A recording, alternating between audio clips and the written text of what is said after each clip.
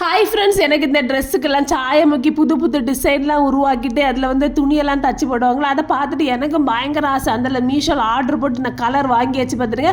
வாங்கினேன் நான் வந்து உடனே பிரித்து பார்க்கல. அங்கே தான் நடந்தது முதல் தப்பு. அப்புறம் என் வீட்டுக்காரங்கிட்ட வந்து ஆட்டை போட்டு ஒரு வேட்டி நான் எடுத்துகிட்டேன் பார்த்துருங்க. அப்போமே சொன்னாங்க நல்ல ஒரு வேட்டி பார்த்துக்க தந்தேன்னா நான் ஒரு 10 நாள் கிட்ட போடுவேன், நீ இந்த மாதிரி பண்ணுங்க. நான் சொன்னி தரவில தரமில்லை, எனக்கு என் திறமையை நீங்கள் வந்து வெளியே வர விடாமல் இப்படி தடுக்கிறீங்கன்னு சொல்லிட்டு நான் அதில் ஒரு 5-6 டைலாக் போட்டு தாக்குறோட இவங்க சொன்னாங்க கையெடுத்து தயவுசெய்து நீ எடுத்துகிட்டு போமா அப்படின்னு சொல்லிட்டாங்க. நான் அந்த எல்லாத்த வாங்கி பத்திரப்படுத்தி வச்சுருந்தேன். அதில் வாங்கின கலரை பிரித்து பார்த்தா எங்களுக்கு இருக்கிறது அவ்வளோ கருப்பு கலர்.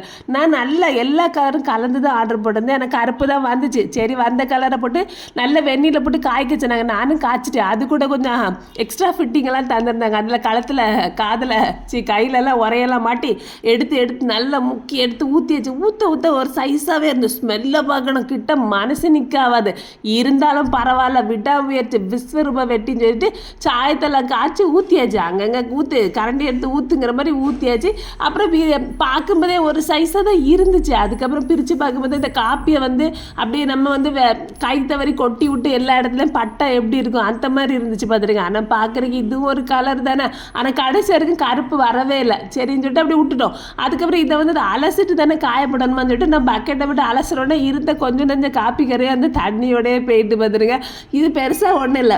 கடைசியில் முடிவு என்னவா இருந்ததுன்னா, நம்ம வந்து ஒரு புது துணி எடுத்தால் அடுப்படியெல்லாம் நல்லா கடந்து கறியெல்லாம் போட்டு தொடச்சி எடுத்துட்டு அதை அலசிட்டு எடுக்கும்போது ஒரு சைஸான ஒரு கறி துணி கிடைக்கும் பார்த்தீங்களா. எனக்கும் அந்த கறி துணி தான் கிடச்சிது. அடுப்பு துடைக்காமலேயே நானே உருவாக்குறேன் கறி துணி.